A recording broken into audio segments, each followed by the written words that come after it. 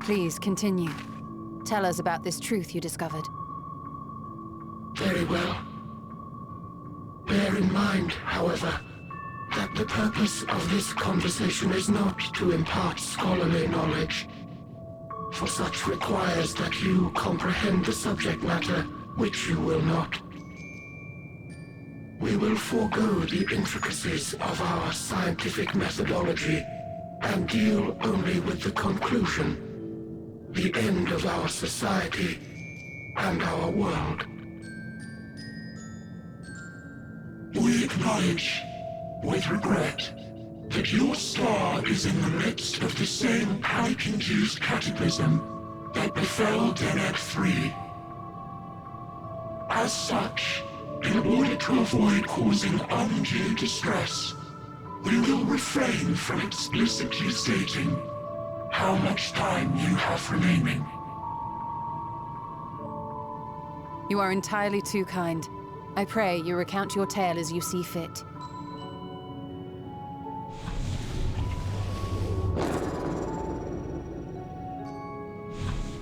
In the beginning, the universe was but a tiny particle. Then suddenly, this particle began to expand. Having remained entirely in the bounds of your star, the phenomenon may be difficult for your kind to grasp. But this expansion has since continued unabated. Speculating that the universe could not grow indefinitely, we sought to learn what might occur, and made a worrying discovery. The stars will continue to spread apart, as will their finite thermal energies. Eventually, all heavenly bodies will grow cold and freeze. No new stars will be born, and the universe will enter onto an eternal ice age.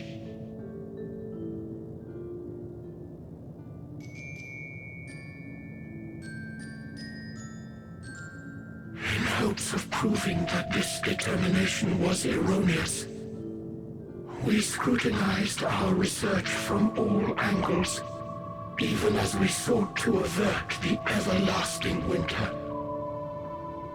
The endeavor proved fruitless. So infamously so, in fact, that it became synonymous with vain effort. The universe as we know it would end, and there is no way to prevent it. Beneath the weight of this knowledge, our society stagnated. Though we had time still, it was a cold comfort. Why strive for anything when desolation is assured? When our wealth of wisdom, accumulated since the dawning of our kind, would be forever lost. No civilization would rise from our ashes. No scholar recover our knowledge. In silence unbroken, naught would stir.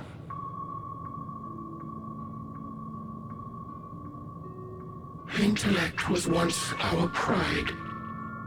Overnight, it became our shame. Our works, monuments to futility. Immortality, our greatest invention, became a source of suffering.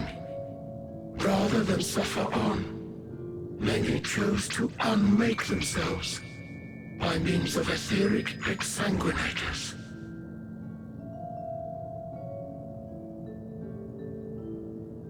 Etched upon these stones are the testaments of such souls. Though many left no words at all, thinking it a pointless gesture. Once we have obtained vessels of flesh, we likewise intend to vanish. If you understand this, understand aught of our tale, you will abandon your quest for knowledge. Ignorance truly is bliss. If you would cling to your illusory happiness, remain primitive and pure. It is the only way.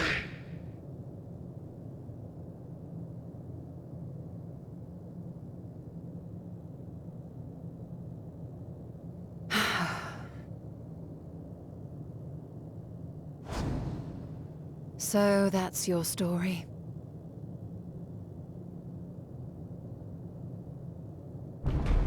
While I appreciate your advice, I will not heed it. Convinced though you may be of this truth, it is yours and not mine. Indeed, truth, I have ever believed, is in the eye of the beholder. Are you suggesting that we have reached a faulty conclusion? That our science failed us? Hardly. As you yourself said, the subject matter is beyond my comprehension. And that, I accept, is true. I do not possess the knowledge to prove or disprove your conclusion. In my mortal years, I doubt I could even approach the wisdom of the air. But of one thing am I absolutely certain. I would not be happier in ignorance. Y'shtola, no! You mustn't!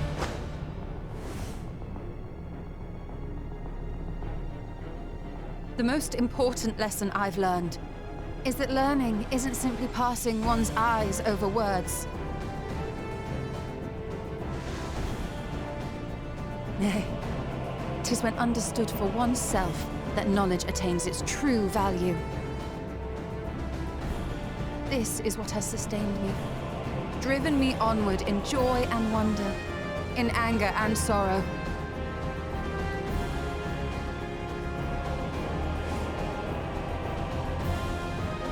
The universe may end, and all may be for naught, but I will live as I always have. I will always seek out new knowledge, and no conclusion of yours, no matter how grim, can dampen my desire.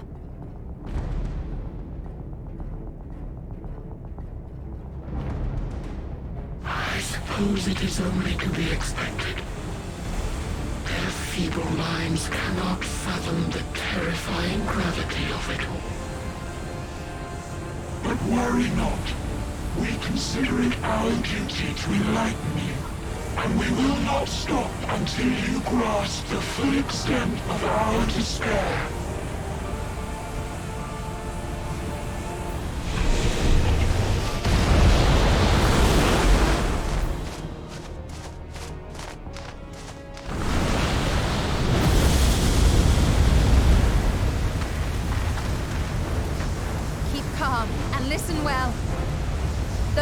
energy will soon dissipate. There may be a way to restore it. Asm's magic. So long as our souls remain, you can use it to summon us back. But you mustn't, for it would mean losing our way forward. This I only reveal so that you can promise not to invoke the magic. We came here knowing what victory may cost, so press on. Press on, and do not look back.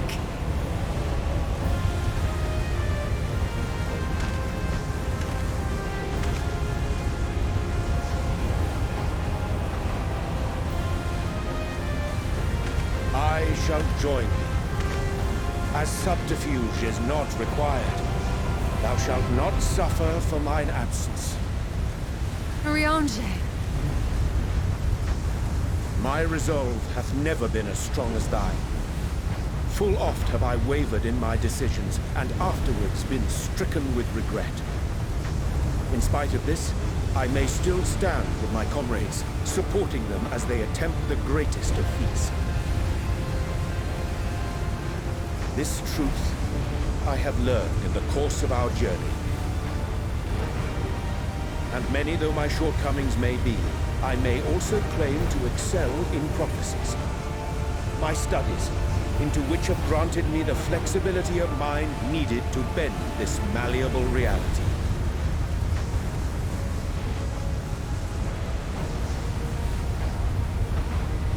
Thus shall I hope that thou mayest have the strength to resist, and our comrades the strength to continue.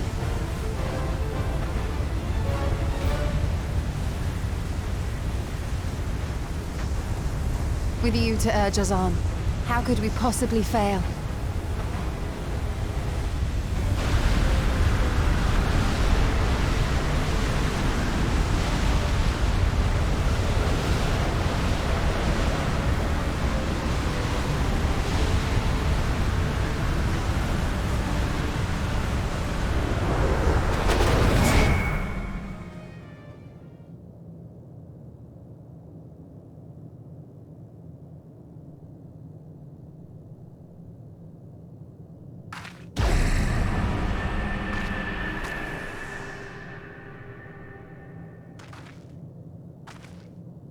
What's this? An extinguished civilization. Rekindled.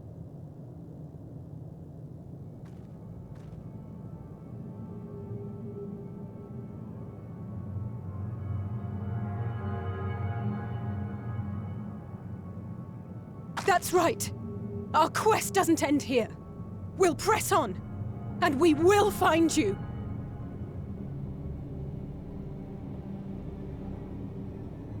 There. That's where you'll find me. Is that another star? Of the stars we visited, most were already devoid of life. And where there was life still, the inhabitants wished for death. But even death, we learned, isn't truly the end. It is but a part of the cycle of rebirth.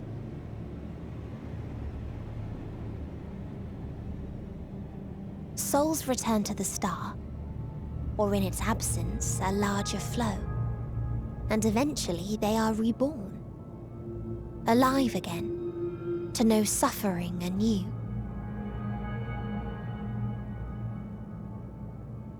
True salvation lies not in dying. It lies in not being born. This is the gift I would give to you. To all life on beautiful Etheris. To that end, we created an egg wherein life cannot quicken. That dead sun. Attain it if you can. Before your friends' emotions fade away, along with their protection.